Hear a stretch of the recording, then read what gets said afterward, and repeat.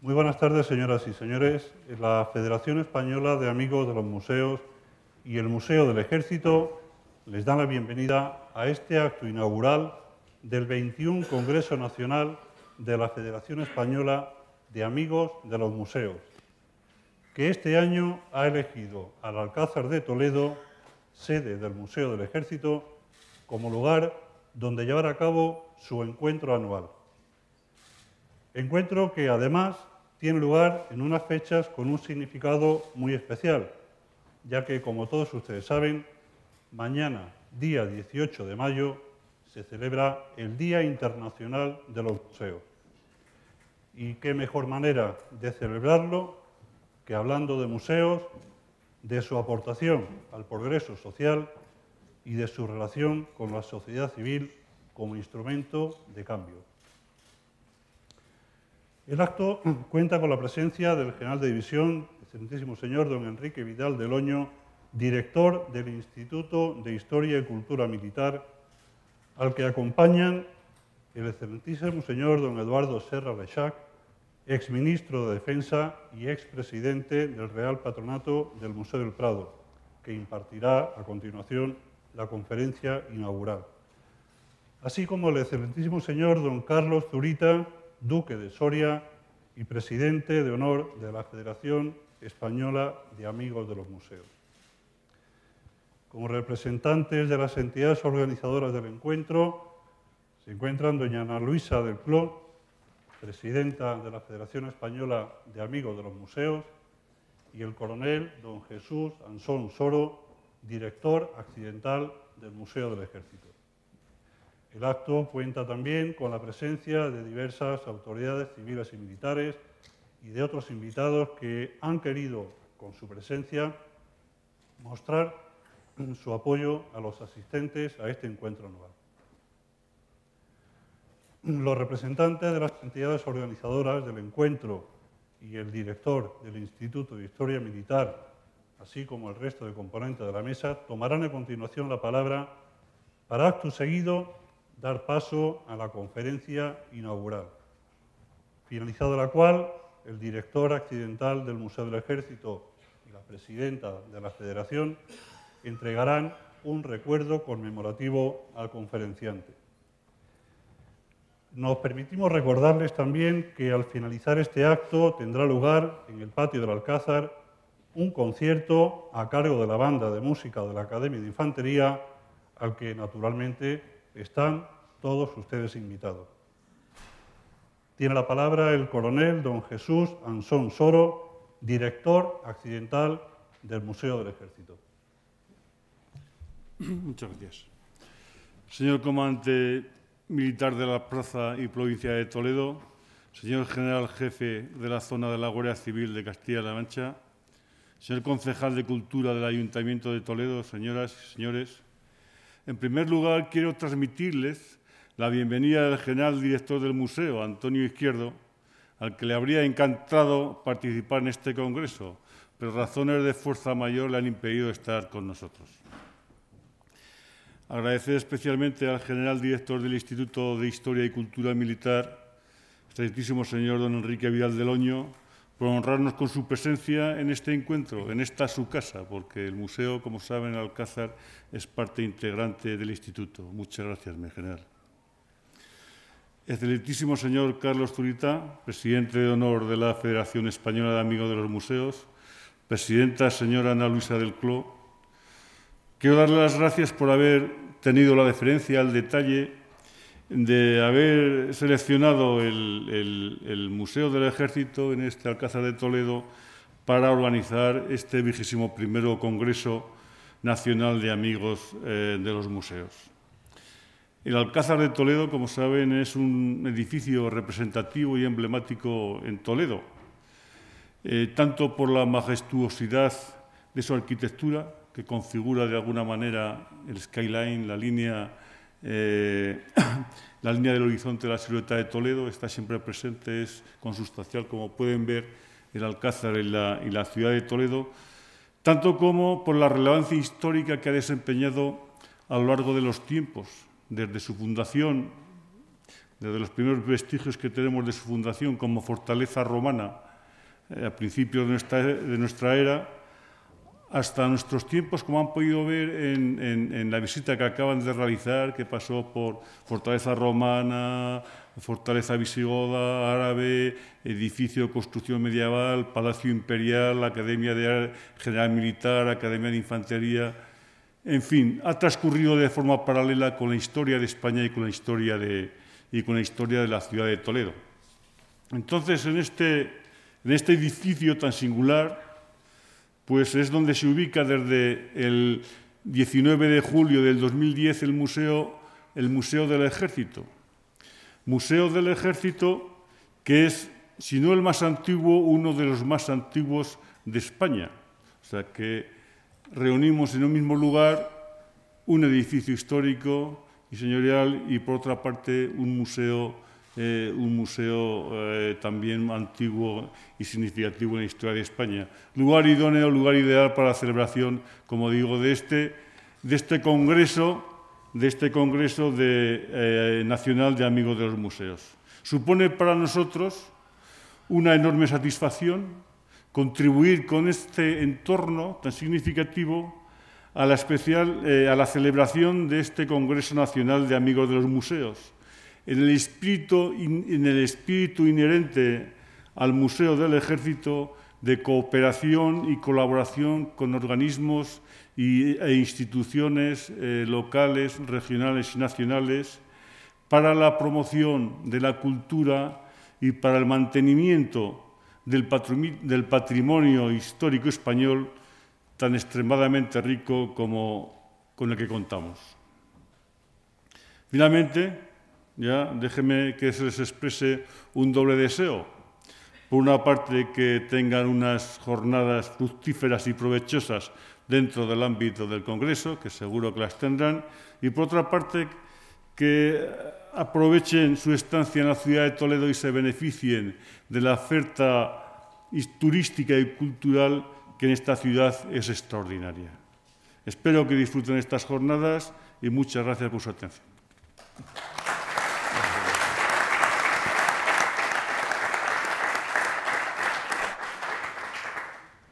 Sí, tiene la palabra doña Ana Luisa del Cló, presidenta de la Federación Española de Amigos de los Museos.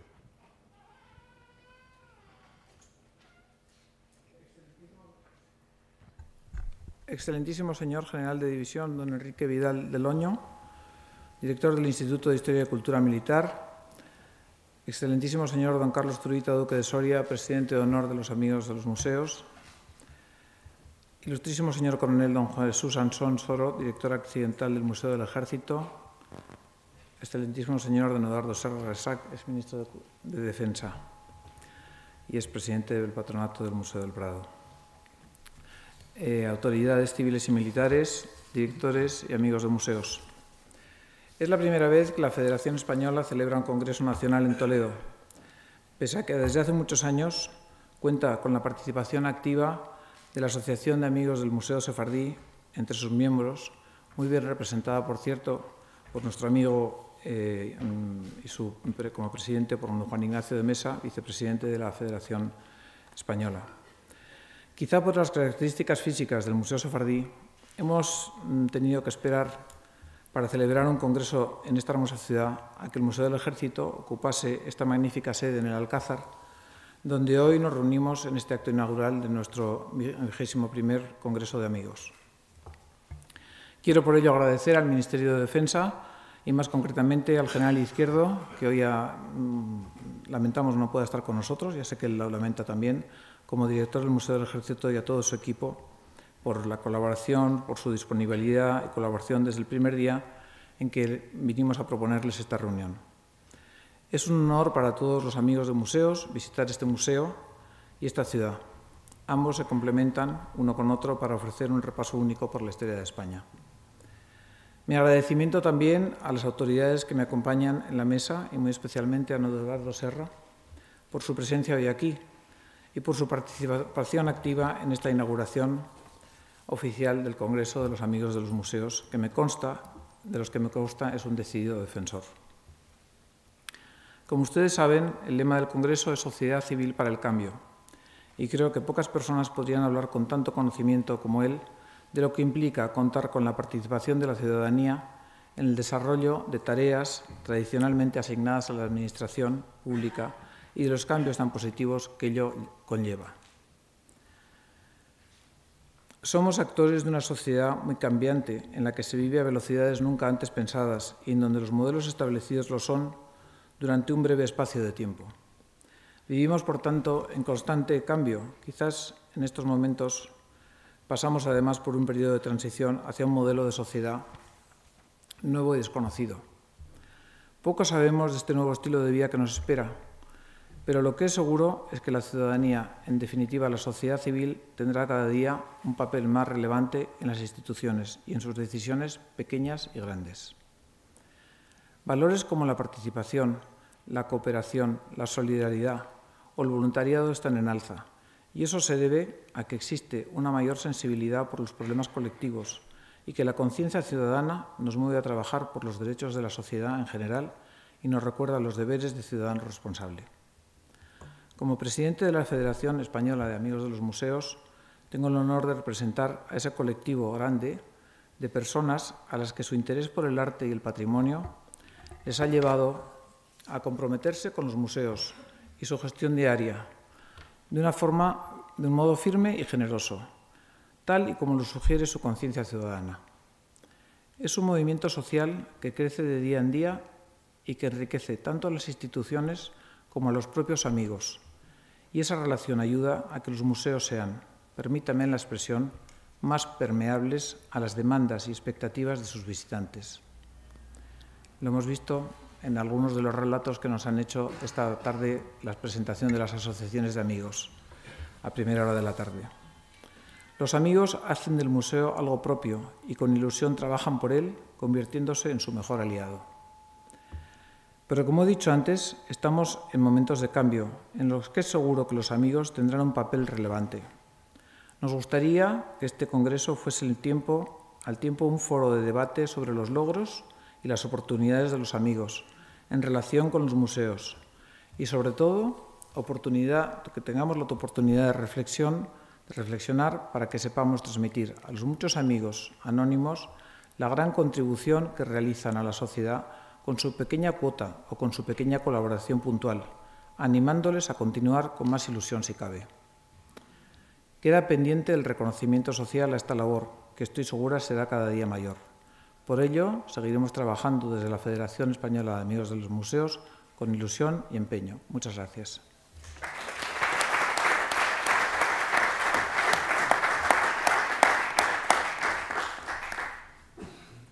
Tiene la palabra el general don Enrique Vidal del Oño, director del Instituto de Historia y Cultura Militar.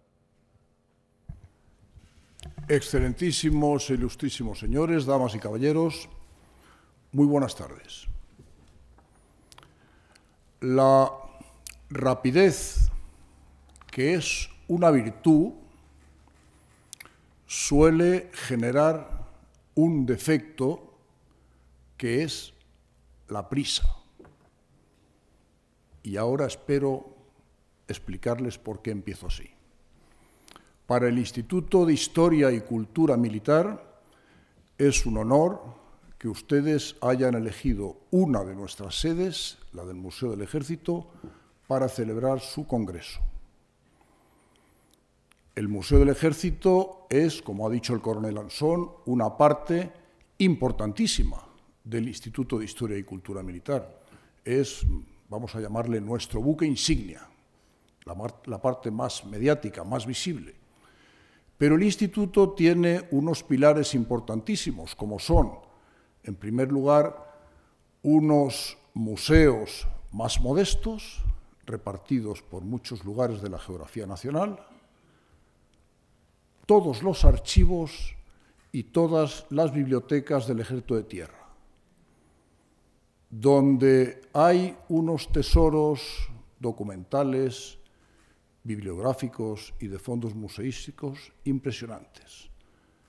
Repito, el Museo del Ejército es nuestro buque insignia, pero tenemos museos, archivos y bibliotecas en Ceuta, en Melilla, en Canarias, en Baleares, en Barcelona, Figueras, Valencia, Cartagena, Sevilla, Ávila, Guadalajara, Segovia, Burgos, Coruña, Ferrol y Madrid.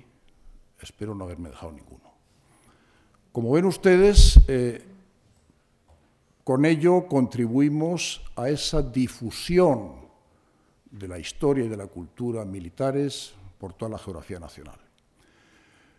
Pero a todos ellos, al museo, a todas estas sedes y a ustedes, nos une un factor, una cuestión muy importante. Y es que en este mundo de aceleraciones, de velocidad, de vértigos, de prisas, de cambios, de muchas veces irreflexivas decisiones, nosotros aportamos sosiego, reflexión pausada, análisis profundo, visión con perspectiva, donde hoy se mira todo en minutos, en días, en años a lo sumo. Nosotros contamos y miramos las cosas desde siglos. Y eso nos permite aportar ese punto de calma que creo que la sociedad requiere. Enlazo con la sentencia con la que les he saludado. Repito, estoy seguro de que el Museo del Ejército va a ser un magnífico anfitrión y ojalá, como hablaba antes con Ana, esto suponga que sea la primera vez, pero que no sea la única en la cual ustedes pueden venir al Museo del Ejército a celebrar su congreso o a visitarnos. Muchas gracias y bienvenidos. Yo creo que ahora sería pretencioso por mi parte inaugurar este congreso y creo que corresponde a don Carlos Zurita, presidente de honor de la Federación, hacer la inauguración formal. Muchas gracias.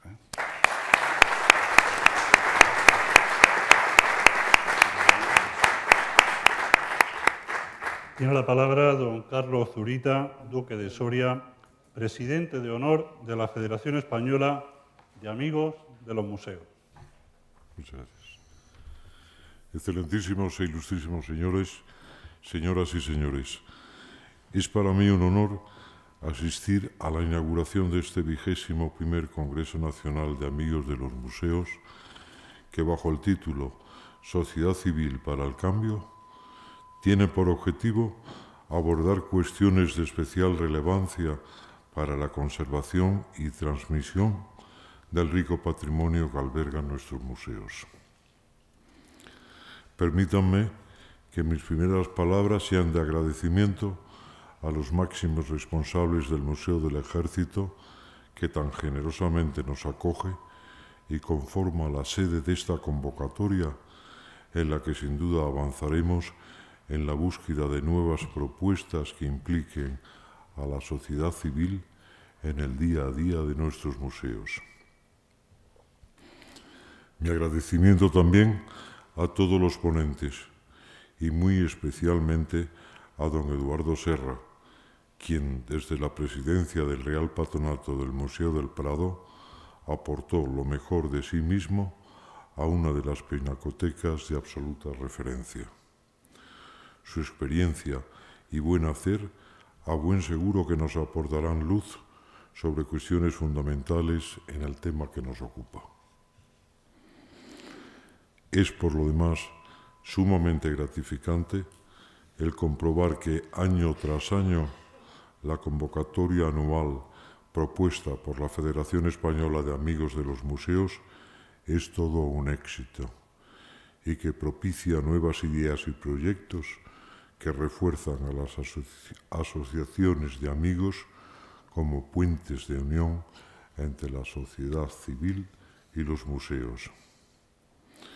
Mi reconocimiento, pues, a la presidenta de la institución, doña Ana Luisa del Cló, a doña Elsa Matriaín y a todo el equipo por el excelente trabajo que llevan a cabo asesorando y guiando a las asociaciones de amigos para que desarrollen plenamente su papel de apoyo a los museos. Quisiera también agradecer a los patrocinadores AON y Fundación Telefónica su compromiso y generosidad, condiciones ambas que hacen posible que podamos reunirnos durante 2 intensas jornadas para intercambiar experiencias e ideas.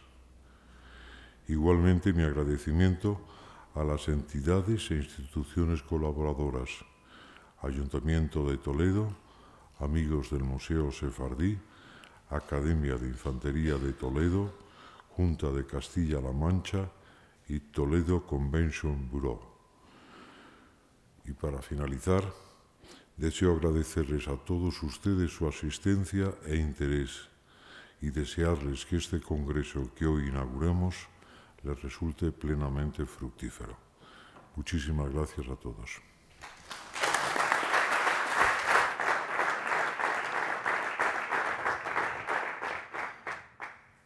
A continuación, don Eduardo Serra Reixac impartirá la conferencia inaugural.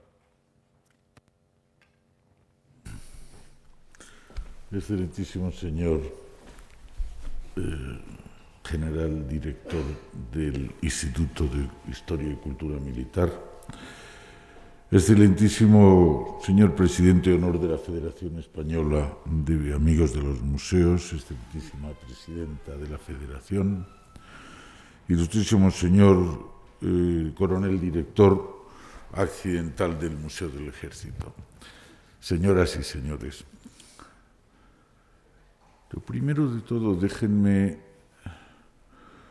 que mis primeras palabras sean de agradecimiento a la Federación Española de Amigos de los Museos y al Museo del Ejército. Creo que me entenderán si les digo que si ha habido 2 instituciones de las que me siento particularmente orgulloso de haber servido, son a la defensa de España, a las Fuerzas Armadas, en 2 periodos que culminaron 10 años, y a la primera pinacoteca del mundo, no solo de referencia, la primera pinacoteca del mundo como es el Museo del Prado. Por tanto, para mí es más que una satisfacción, es un honor dirigirles la palabra esta tarde. Quiero también felicitar por este 21º Congreso Nacional, que pone de manifiesto que las iniciativas de la sociedad civil deben ser consagradas por el tiempo. Había un poeta español del siglo pasado que decía que el tiempo se venga de las cosas que se hacen sin contar con él. Bueno, creo que la Federación Española de Amigos de los Museos ha demostrado que cuenta con el tiempo y, por tanto, no hay tiempo que se vaya a vengar de ella. Es una satisfacción estar aquí y es una satisfacción comprobar, lo ha dicho el director del Instituto de Historia y Cultura Militar, comprobar la simbiosis entre la sociedad civil y el ejército, los ejércitos de España. Es así y no puede ser de otra manera. Era Ortega y Gasset el que decía que la eficacia de un ejército mide con precisión de relojero el grado de moralidad y plenitud de una sociedad. A un ejército bueno se corresponde necesariamente una sociedad buena y viceversa. El que además, en un país presidido, según decía el mismo autor, por aquellos compartimentos estancos que llevaban a la acción directa, ver que se están rompiendo las barreras entre instituciones, que se puede fomentar y se debe fomentar la colaboración de abajo arriba entre instituciones, que es la manera de la colaboración auténtica, les decía, es algo más que una satisfacción. Me tocó además decidir que viniera a esta sede el Museo del Ejército después del obligatorio traslado de la sede del Palacio del Buen Retiro, y creo que el tiempo nos está demostrando que no fue mala la elección, tenemos 10 veces más visitantes aquí que allí, tenemos 4 veces más superficie expositiva y, sobre todo, volvemos a algo se ha dicho. Esta casa llena que rezuma historia y gloria por los 4 costados, ahora que se habla tanto de Europa, desde esta sede fue la primera vez que se gobernó Europa. Carlos V, el emperador, gobernaba gran parte de Italia, de Alemania, de los Países Bajos, parte de Francia, y se gobernó desde esta casa. Es cierto que no paró aquí mucho tiempo porque estuvo viajando la mayor parte de su reinado, pero no es menos cierto que esta casa, además de esos otros tintes históricos que tiene un tinte europeísta más que necesario en estos momentos. Hablamos de sociedad civil. Un tratadista, un sociólogo español, profesor en Harvard, Víctor Pérez Díaz, dice que hay países de tradición cortesana y de tradición ciudadana. Tradición cortesana, donde a los poderes públicos se les mira no solo con respeto, siempre necesario, sino con sumisión, porque son la fuente de todo poder. Tradición ciudadana, los países donde la sociedad es fuerte y mira naturalmente con respeto a los poderes públicos, pero no se doblega ni se somete ante ellos. Y sitúa a España como país de tradición cortesana. Yo creo que la sociedad española, y no es malo recordarlo en estos momentos, la sociedad española es la sociedad de Europa que ha cambiado más drásticamente en los últimos 50 años. No les voy a aburrir con cifras, pero diré un ramillete de datos. Hace 50 años, España era un país agrícola. Hoy es un país industrial y de servicio. Cuando yo estudiaba bachillerato, hace ya tiempo, la agricultura era más del 50% del Producto Bruto español. Hoy no llega al 3% contando con las subvenciones europeas. Era un país rural. Más de 10 millones de españoles han mudado su residencia desde áreas rurales a áreas urbanas. Hoy es un país urbano. Era un país pobre. En el año 53 se recuperó la renta por habitante del año 1935 y eran 300 euros. El año 2007 España tuvo una renta por individuo de 30.000 euros. Multiplicó por 100 en aproximadamente 50 años. Ese récord no es característico de las llamadas economías emergentes, sino del modelo de las economías emergentes, que es el pequeño y riquísimo estado de Singapur, multiplicó por 100 su renta per cápita en 50 años. Éramos un país cerrado. El sector exterior apenas superaba el 15% del Producto Interior Bruto. Ahora somos el segundo país con la economía más abierta de Occidente después de Canadá. El sector exterior es más del 60%. Teníamos un índice de alfabetización característico de países en desarrollo. Hoy tenemos de los mejores del mundo. Teníamos un índice de mortandad infantil de país subdesarrollado. Hoy lo tenemos mejor que el de Alemania. Éramos un país con un régimen autoritario, no homologado con los demás países europeos. Hoy tenemos un régimen perfectamente homologado con los países de nuestro entorno. En definitiva, se dan ya las condiciones para que la sociedad civil pueda tomar decisiones que hace no mucho tiempo no estaba capacitada para tomar o no tenía todos los elementos necesarios para tomar. Se habla de la sociedad civil desde muchas perspectivas, hay muchas definiciones, pero hay una que es irrecusable, que es la sociedad civil, son todas las personas que no detentan o pueden detentar o están llamadas a detentar el poder político. Estamos viviendo en España momentos de turbación, momentos de pesimismo, momentos donde se echa en falta que alguien nos alumbre el futuro.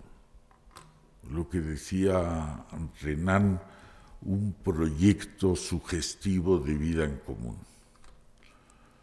Estamos en medio de una crisis económica, la más importante desde el año 29, y como dice el refrán, que al perro flaco todo se le vuelven pulgas.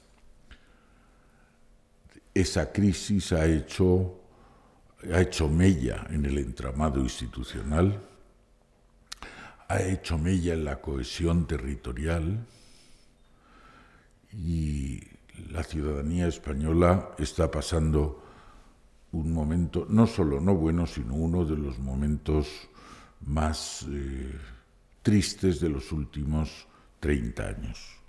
Mi propósito hoy aquí es desgranar con ustedes unas reflexiones que nos hagan ver no solo que tenemos derecho a mirar el futuro, sino que tenemos obligación de mirarlo y de mirarlo con tranquilidad, a la vista sobre todo del camino que se ha recorrido en los decenios anteriores. En definitiva, que la herencia que hemos recibido de nuestros padres y de nuestros abuelos podemos entregársela casi intacta a nuestros hijos y en algún aspecto mejorada.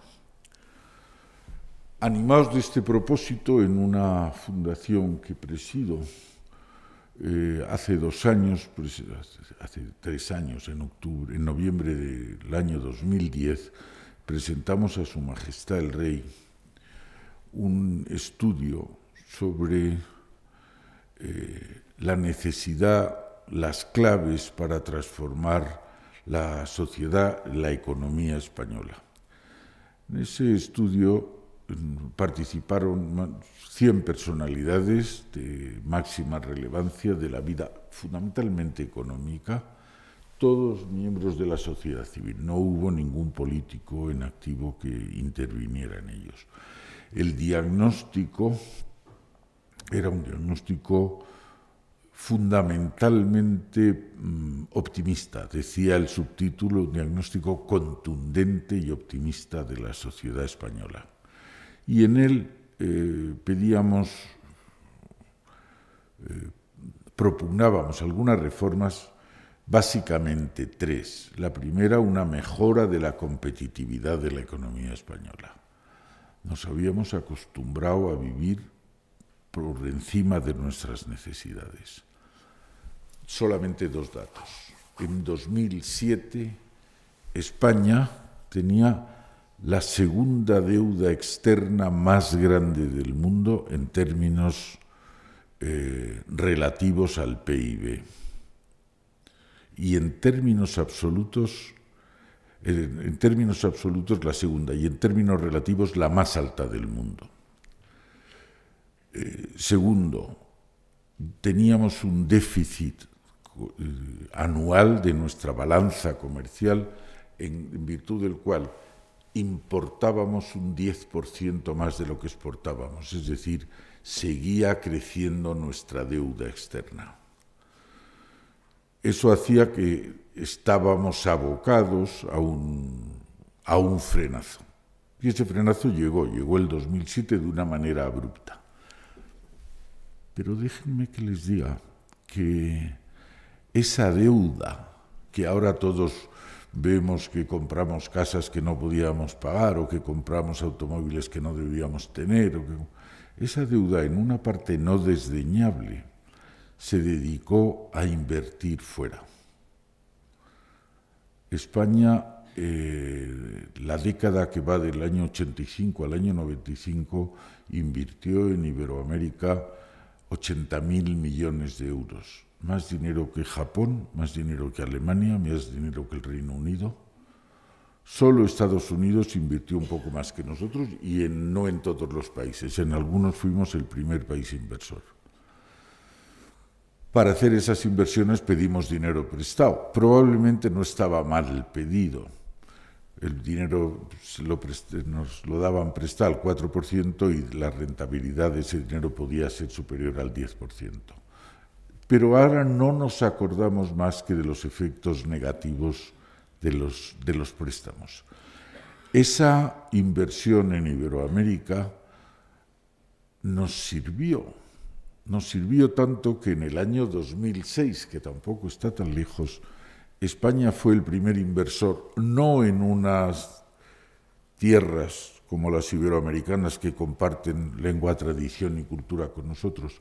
En la cuna del capitalismo, que es el Reino Unido, fuimos el primer inversor en el bienio 2004-2006, el primer inversor directo del mundo. Quiero decir con ello que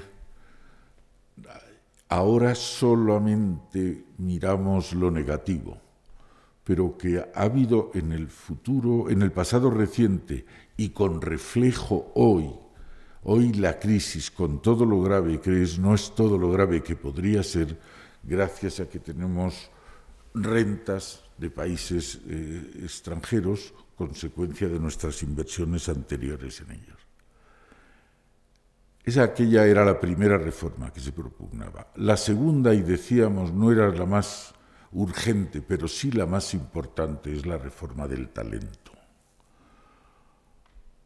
Estamos probablemente en los comienzos de una nueva civilización.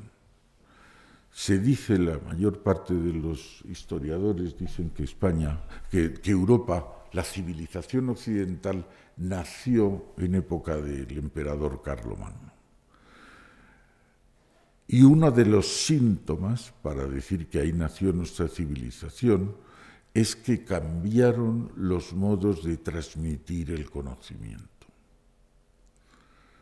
Hasta Carlomagno se hacían en los rollos que leían los expertos y la gente oía.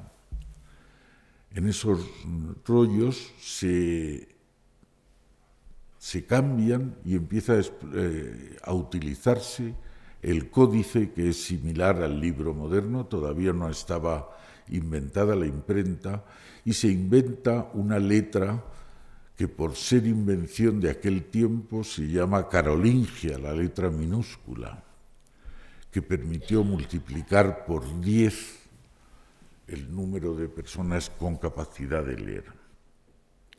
Ahora mismo, no nosotros, nuestros hijos y nuestros nietos tienen unos métodos de aprendizaje que no existían hace solo 20 o 30 años. Los ordenadores, las tabletas, los teléfonos móviles, está sufriendo un cambio dramático los modos de transmitir los conocimientos. Probablemente lleve incluso a cambios en la estructura cerebral. Dicen eso por lo menos los expertos. Estamos en vísperas o entrando en una nueva civilización. ¿Y cuál es la clave de esa nueva civilización? Si los que han estudiado economía saben que se habla de los factores de la producción y se dice que son la tierra, el capital y el trabajo. Quizá fuera por mi paso por defensa, durante muchos años me pregunté cuál era el factor de producción estratégico, el esencial. Y durante miles de años el factor esencial era la tierra. Todas las economías del mundo eran economías agrícolas. El que quería crear riqueza tenía que tener tierra. Y los que mandaban en el mundo se llamaban terratenientes. Hasta que llegó la revolución industrial hace 200 años, con la máquina de vapor, nace en Inglaterra, se extiende en Europa y prácticamente se queda en Europa más Estados Unidos más Japón. Y empiezan algunas economías, las de esos países, a ser economías industriales. Ya no es necesario tener tierra para crear riqueza. Es imprescindible tener dinero, mucho capital para crear una siderurgia o un astillero o un ferrocarril. Y los que mandaron en el mundo en esa época, todavía mandan algunos, se llamaron capitalistas. Pero ahora estamos entrando en una fase donde, si vemos las grandísimas empresas, las más importantes empresas del mundo, no se han creado con dinero. ¿Cuánto dinero hizo falta para crear Microsoft, o para crear Apple, o para crear Google, o para crear Facebook? Se crearon con talento, con trabajo cualificado que se llama talento. Todavía no se sabe cómo se llamarán los que manden en el mundo, si se llamarán talentosos o talentudos, pero sí es evidente que va a ser de esa gente la que va a mandar. Y el talento, a diferencia del dinero, está repartido en el mundo. El dinero está concentrado, pero el talento está repartido. Y en España hay mucho talento. El talento se genera, además de la biología, por el sistema educativo, y luego se realiza, se utiliza, se explota en el sistema laboral, que incluye desde las empresas a las administraciones, a las Fuerzas Armadas, a la universidad. Y ahora piensen ustedes,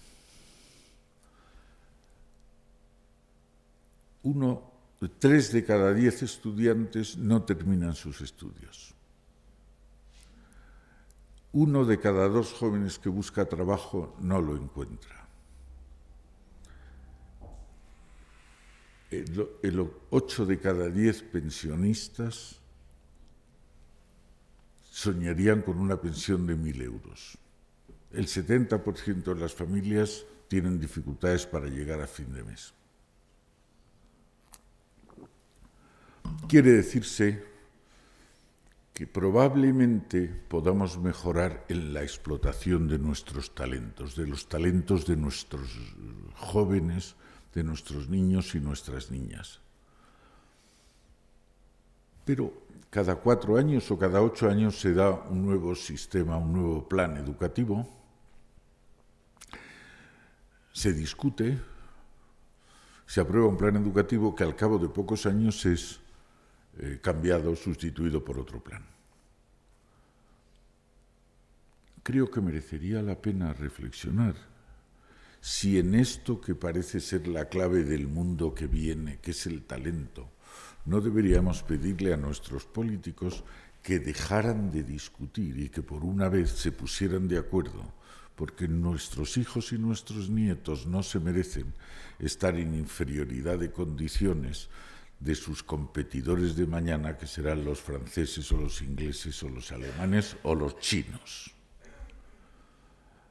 Tradicionalmente se decía que la política exterior y la política de defensa eran políticas de Estado, y es verdad.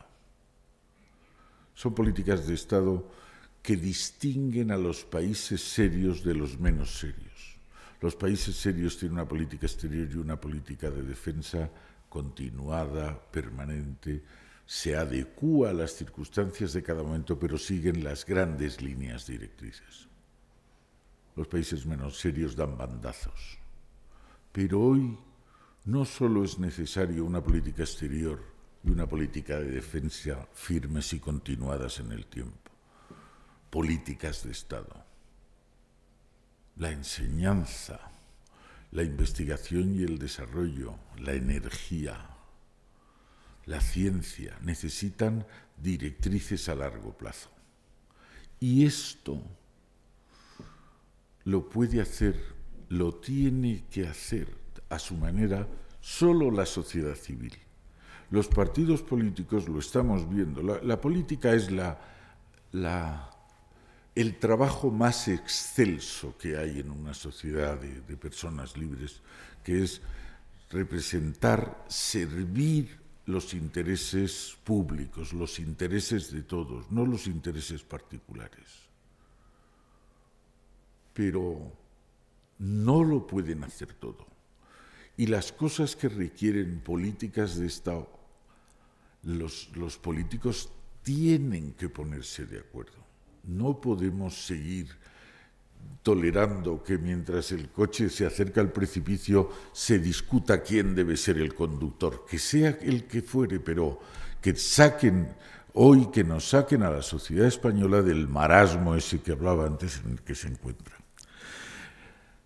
Es decir, probablemente no puede ser de otra manera, y en un régimen, una democracia de partidos, hay que escenificar la discordia, es necesario.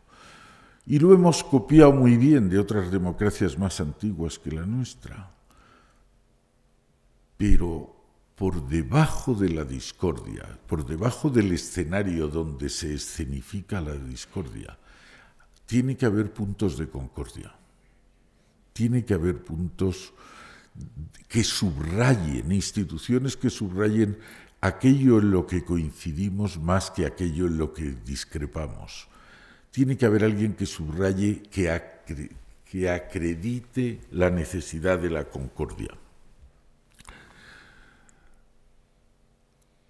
Y eso, en un régimen de libertades, en un régimen democrático, lo tienen que hacer los políticos, pero no lo harán si la sociedad civil no les fuerza a ello.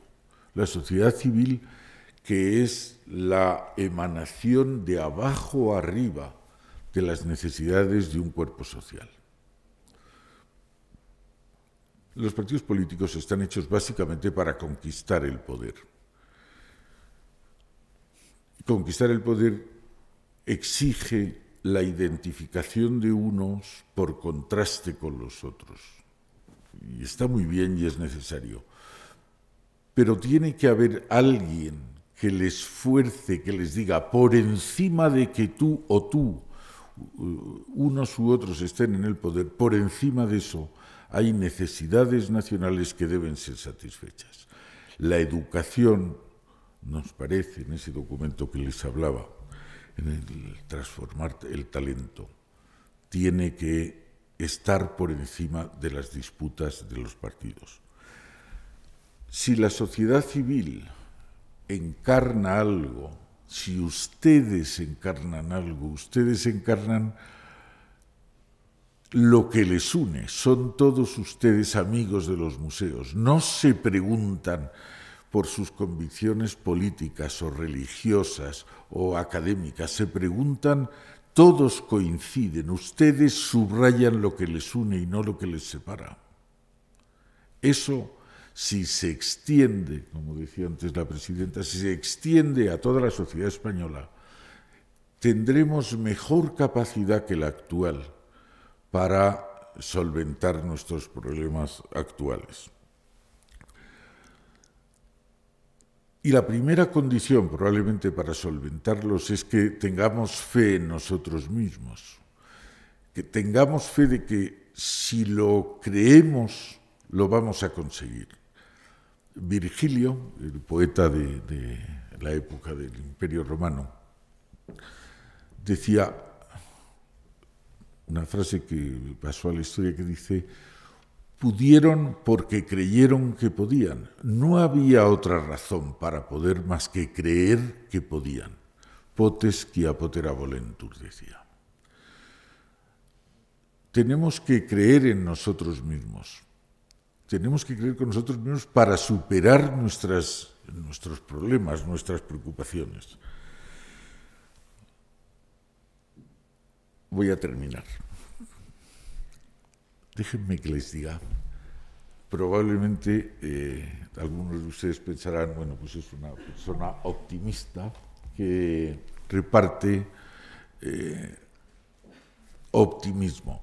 Bueno, probablemente soy optimista, pero déjenme que les cuente una anécdota reciente. Se ha hecho una encuesta en países europeos, no en España. y se ha preguntado, no es una encuesta muy numerosa, pero suficientemente representativa, se ha hecho una pregunta. Dígame usted qué país es aquel que reúne las siguientes 5 condiciones. Primera, tiene una empresa que está haciendo el segundo canal de Panamá. Segunda, tiene unas empresas que están haciendo el tren de alta velocidad entre La Meca y Medina. Tercera, tiene una empresa que produce los servicios para controlar 1/3 del tráfico aéreo europeo. Cuarta, tiene una empresa que tiene más de 6.000 tiendas de moda repartidas por todo el mundo. Quinta, tiene la mejor organización del mundo en trasplante y donación de órganos. El 60% de los europeos ha respondido, ese país es Alemania. El 15% ha respondido, ese país es el Reino Unido. El 15% ha respondido, ese país es Francia. Y el 10%, solo el 10%, ha dicho ese país es España. Entonces, se ha traído esa encuesta y se ha hecho en España. ¿Saben ustedes cuántos han contestado que ese país era España? El 3%. Hay ya, con una costumbre larga, se hace una encuesta entre los países de la eurozona y se les pregunta qué piensan de su país y qué piensan de los demás países europeos. Y hay una constante, indeclinable, y es que todos piensan de su país mejor que lo que piensan los demás. Por ejemplo, los italianos se valoran de 0 a 10, como los números los digo de memoria porque no me acuerdo, pero los italianos se consideran que valen 7,2 y el resto de Europa dice que los italianos valen 5,4.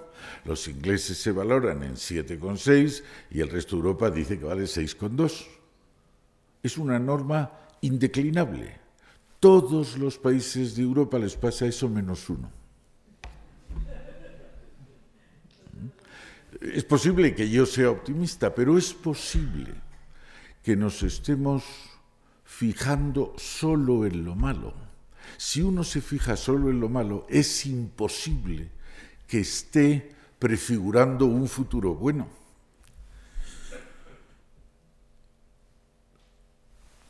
No sé si soy optimista, de verdad, no tiene mucha importancia. Pero lo que estoy seguro después de una vida no corta es de todas las veces que se han equivocado los pesimistas. En el año 75, cuando murió Franco, mucha gente, la mayoría de la gente pensaba que repetiríamos una guerra civil porque éramos imposibles de vivir en paz. No hubo, por fortuna, guerra civil, hubo una transición que todavía nos siguen pidiendo que la expliquemos por otras partes del mundo. 10 años después, en el año 85, una mayoría del país pensaba que entrar en Europa, que probablemente era necesario, pero entrar en Europa sería el fin de la industria española, que era una industria protegida, una industria como de invernadero, con aranceles a la importación muy altos, con cupos, con contingentes, con limitaciones, y se iba a destrozar la industria española. Entramos en Europa y la industria española no solo no se destrozó, sino que creció. 10 años después, los países señeros de Europa fueron a hacer la Unión Monetaria. La inmensa mayoría del país, de los pesimistas, decían que España era imposible que entrara en el euro porque no cumplíamos de las 4 condiciones, ni la deuda, ni el déficit, ni la inflación, ni los tipos de interés. Y entramos en el euro con nota. Ahora, la mayoría del país, los pesimistas dicen que no saldremos de la crisis o que saldremos el año de Maricastaña.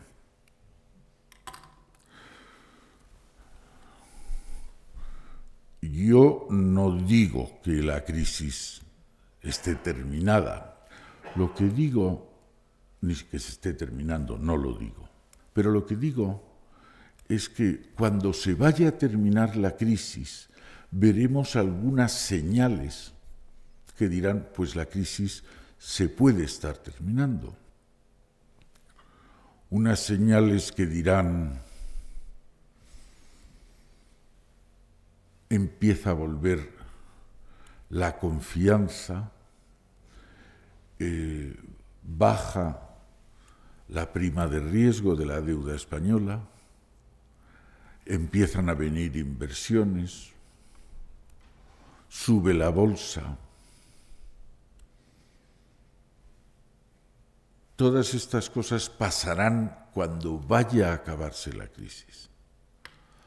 Si uno hablara con un observador coreano o vietnamita que viniera por España, diría, la prima de riesgo estaba cerca de 700 puntos, está por debajo de 300, la bolsa ha subido un 12% en lo que va de año, las inversiones, Renault ha retirado una inversión de Bruselas y la ha traído a España, Ford ha decidido hacer el nuevo modelo del automóvil en Almusafes, pero no estamos terminando la crisis, ¿verdad? Les termino con una frase que me gusta repetir de Churchill, que decía: el pesimismo es la lucidez de los estúpidos, el optimismo es el coraje de los inteligentes. Ahora, si quieren, llámenme optimista. Muchas gracias y buenas tardes.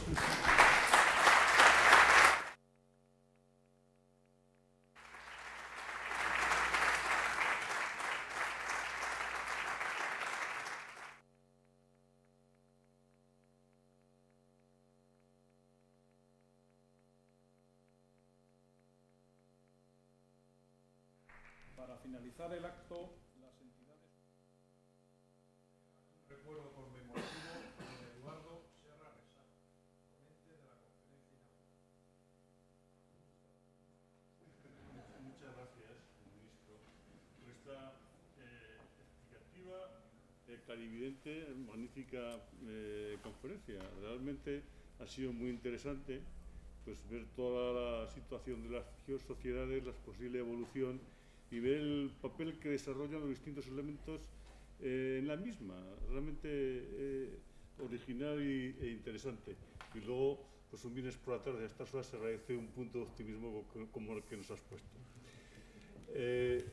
Tenemos en el museo la costumbre de regalar siempre un detalle para el conferenciante. Entonces, este es un libro que tenemos impreso, que es Los tesoros del museo, las piezas más valoradas. Entonces, pues un poco con el acto alegórico de dar lo mejor que tenemos. Muchas gracias.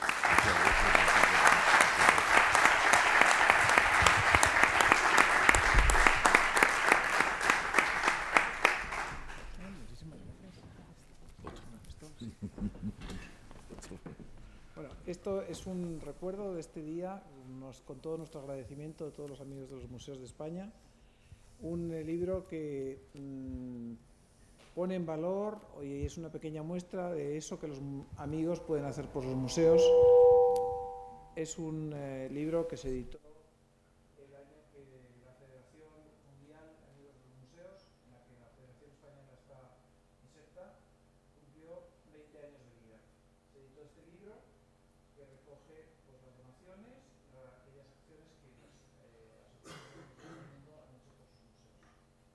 Con ello, la tarjeta de la Federación de Amigo VIP de los Museos de España.